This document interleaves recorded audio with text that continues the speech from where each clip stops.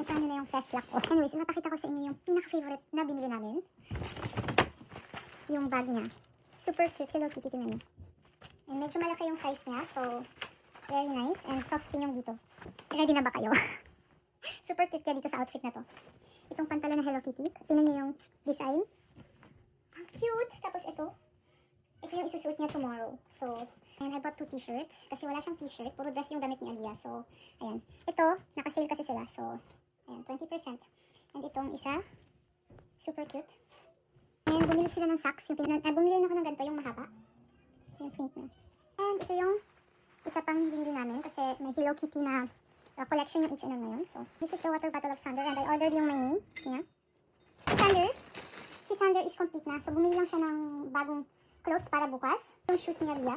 This is Adidas. Comfortable din. Tingnan niyo yung paa ni Alia. Sobrang laki.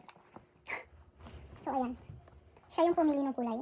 Every month kasi, pag every vacation nila ng 2 months, kailangan nila nalagyan na ng mga crafts tsaka yung activities na ginawa nila. So, in-orderan ko siya nito. May name niya na. Super cute. Ayan. 3 euros lang to sa Temu. This is Temu, guys. Can you imagine? And in-orderan ko rin siya ng snack bag. Si Sander kasi last year niya na ngayon sa grade school. Mag-high school na siya next year. So, sabi niya ayaw niya bumili ng mga bago. Tatapusin niya na lang itong school year na to. And then, papalitan niya daw yung gamit niya for the high school. So, ito binili ko din sa Temu. In fairness, wala namang amoy yung Temu. Super cute. And then, snack bag ko siya pagka may sports sila o pupunta sila sa places ganun, mga activities ng store para bukas. And then, itong board.